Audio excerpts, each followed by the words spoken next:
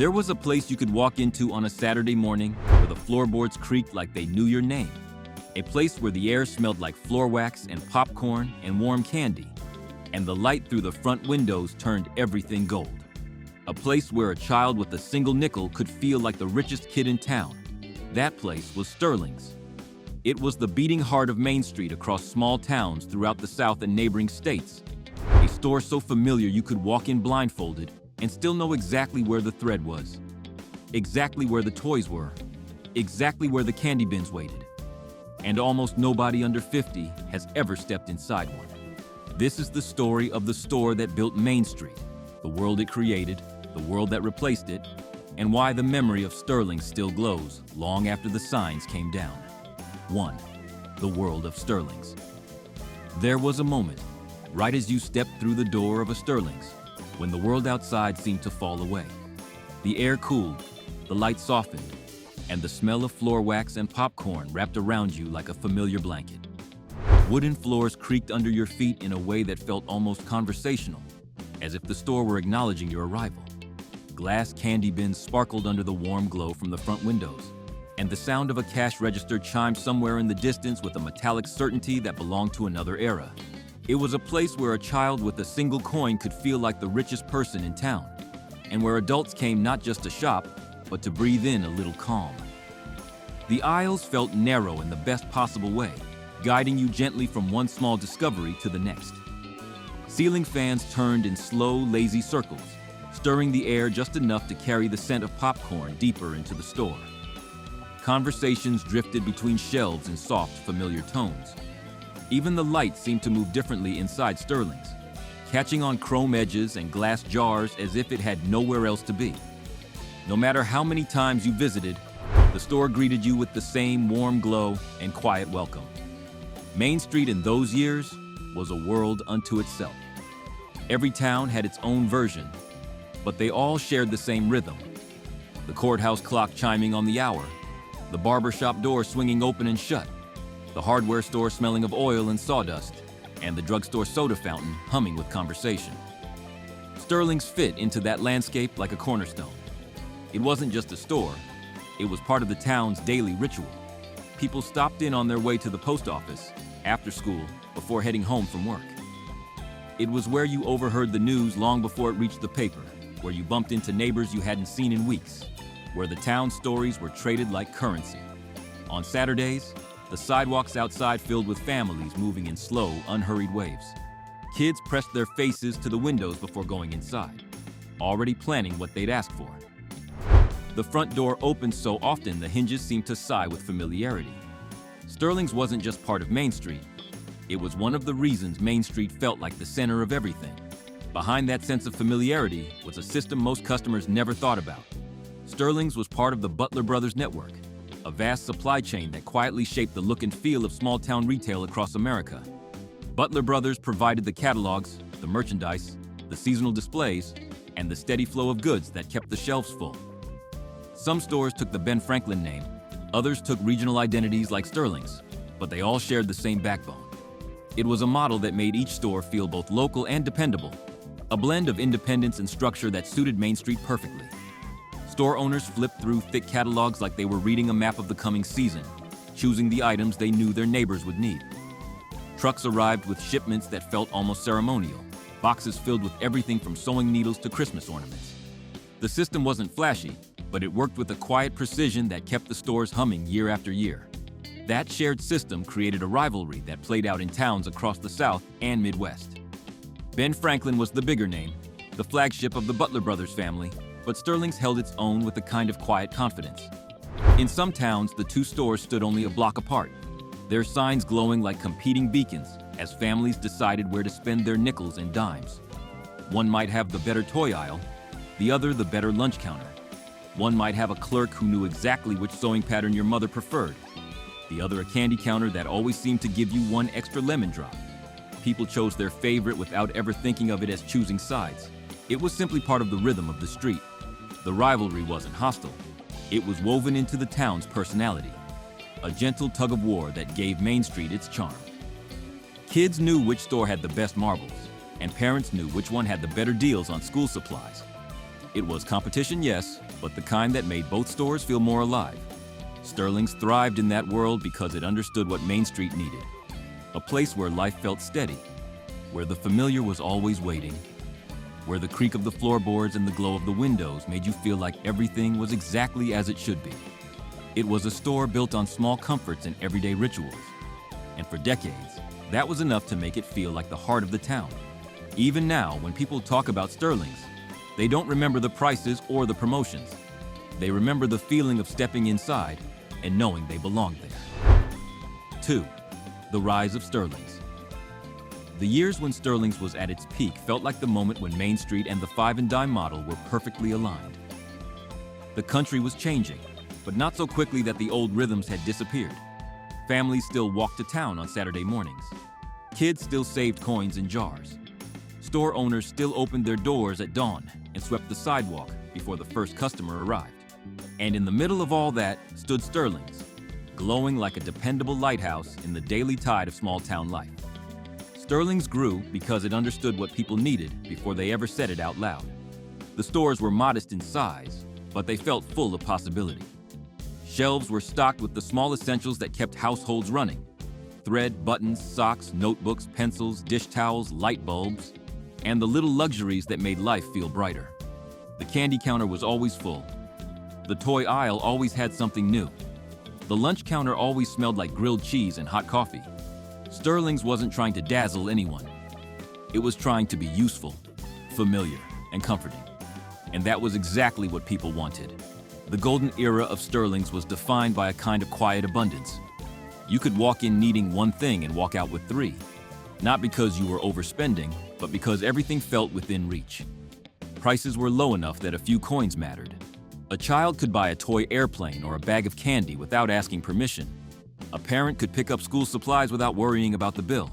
The store felt democratic in the best sense of the word. Everyone belonged there, and everyone could afford to participate.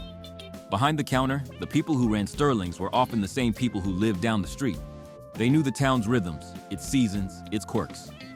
They knew when the farmers would come in after harvest, when the teachers would stock up before school started, when the kids would swarm the toy aisle before Christmas. They ordered merchandise with those patterns in mind, flipping through Butler Brothers catalogs like they were reading the future. And when the shipments arrived, they unpacked the boxes with the same care someone might use to decorate a home. This was also the period when Sterling's became more than a store. It became a backdrop for the small moments that make up a life. Kids bought their first comic books there. Teenagers bought their first gifts for someone they liked. Parents bought school supplies, birthday cards, and Christmas decorations. Grandparents bought candy for the grandkids they spoiled without apology. Sterling's was woven into the rituals of the town, and those rituals gave it a kind of permanence that felt unshakable. And yet, even in these golden years, the seeds of the future were already being planted. Across the street in towns like Newport, Arkansas, young store managers like Sam Walton were watching closely. They admired the warmth and the familiarity, but they also saw the limits. They saw how Sterling's thrived on routine, on foot traffic, on the idea that Main Street would always be the center of town. They saw how the model depended on small margins and steady sales. They saw how the world was beginning to shift, slowly at first, then faster. But in the moment, none of that mattered. Sterling's was at its height, and it felt like it would last forever. The floors creaked, the candy sparkled, the lunch counter hummed, and the store breathed in time with the town around it. It was the golden era, the years when Sterling's wasn't just part of Main Street, it was Main Street. 3. The fall of Sterling's. The years when Sterling's began to slip away didn't feel dramatic at first. They felt like a slow loosening, the kind you only notice when you look back and realize the world you grew up in has quietly rearranged itself. Main Street was still there. The courthouse clock still chimed. The barber pole still spun. But the center of gravity was shifting. Families were driving farther out of town for groceries. New stores were opening near the highways. Parking lots were getting bigger, and the old sidewalks felt a little emptier.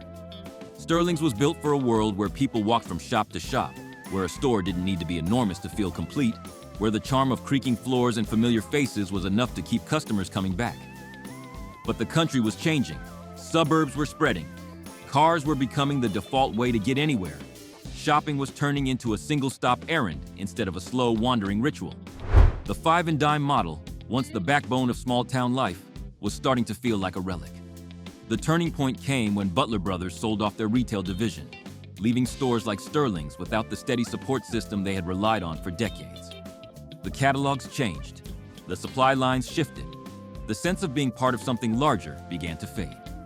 Sterling's still looked the same from the outside, but the foundation beneath it was beginning to crack. Inventory arrived later. Prices crept up. The aisles felt a little thinner, the shelves a little less full. But then came the acquisition. In 1983, Duckwall Alco bought Sterling stores, hoping to modernize the chain and fold it into a broader small-town retail strategy. On paper, it made sense. In practice, it stripped away the very things that made Sterling's feel like Sterling's. The wooden floors were replaced with linoleum. The lunch counters disappeared. The candy bins were swapped for packaged goods. The warm glow of the front windows gave way to brighter, colder lighting. The store that once felt like a living part of the town now felt like a template. At the same time, Sam Walton's vision was reshaping the entire retail landscape. Walmart was expanding at a pace no one had seen before, offering prices Sterling's could never match, and aisles that seemed to stretch on forever. Shopping moved from the heart of town to the edges, where parking was easy and everything you needed was under one roof. It wasn't that people stopped loving Sterling's, it was that the world made it harder to choose it. The decline wasn't sudden. It was a slow dimming. A few stores closed. Others were rebranded. Some lingered on as shadows of their former selves. By the time Alco itself began to struggle, filing for bankruptcy decades later, Sterling's had already faded from most towns, leaving behind empty storefronts with dusty windows and faint outlines where the old signs once hung. What disappeared wasn't just a store. It was a rhythm, a ritual, a way of moving through the world. The fall of Sterling's marked the end of an era when Main Street was the center of everything, when a nickel could buy a small joy, when the creak of a wooden floor could make you feel at home. The world moved on, faster and louder, but the memory of Sterling's stayed behind, glowing softly like a light left on in a room no one visits anymore. 4. What remains of Sterling's? Long after the signs came down and the doors were locked for the last time, something about Sterling's stayed behind in the people who once walked its aisles. Memory has a way of holding on to the small things, the quiet things, the things that never made it into the history books but mattered deeply in the moment. And Sterling's lives in those details. It lives in the creak of wooden floors that felt like they were greeting you. It lives in the warm light that drifted through tall front windows and made the dust in the air look like tiny stars. It lives in the smell of popcorn and floor wax, a scent so specific that anyone who knew it could recognize it instantly, even decades later. There are people who can still picture the candy counter as clearly as if they were standing in front of it right now. The glass bins lined up in perfect rows, the little silver scoop tapping against the side, the paper bag slowly filling with lemon drops or orange slices, or those old-fashioned whorehound sticks that tasted like childhood in winter and something you couldn't quite name. They remember the weight of that bag in their hand, heavier than it should have been, because the clerk always slipped in one extra piece when no one was looking. Others remember the toy aisle, the place where imagination lived. Tin cars that rattled when you shook them. Balsa wood gliders that smelled like glue and summer. Marbles that looked like tiny planets. You could stand there for 10 minutes holding a toy you knew you couldn't afford, dreaming about it anyway, and somehow that dreaming felt like enough. Sterling's gave you permission to hope for small things, and sometimes that was all a kid needed. And then there were the moments that had nothing to do with merchandise at all. The conversations at the lunch counter, the neighbors you bumped into without planning it, the clerk who asked about your mother because she hadn't seen her in a while. The way the store felt warm in winter and cool in summer, a kind of refuge from whatever was happening outside. Sterling's wasn't just a place to buy things, it was a place to exist for a little while, surrounded by the familiar hum of a town going about its life. When people talk about Sterling's now, they don't talk about profit margins or supply chains or the Alco acquisition. They talk about the feeling. They talk about the way the store made their town feel whole. They talk about the comfort of knowing exactly where everything was, the way the aisles never changed, the way the store felt like it belonged to everyone. They talk about the sense of being part of something small and steady and good. The world that replaced Sterling's is faster, bigger, louder. It offers more choices, lower prices, endless convenience. But it doesn't offer the creak of wooden floors, or the glow of warm light, or the quiet joy of buying a small treat with a single coin.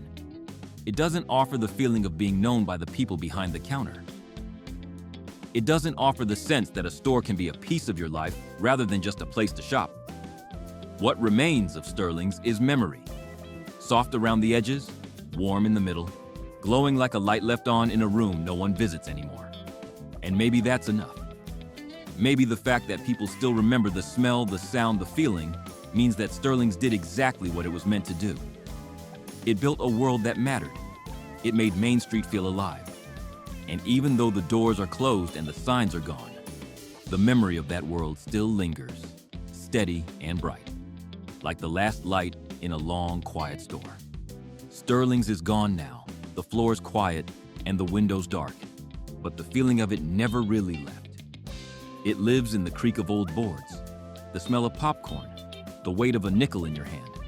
Stores like that don't disappear. They just move into memory, where the lights never quite go out.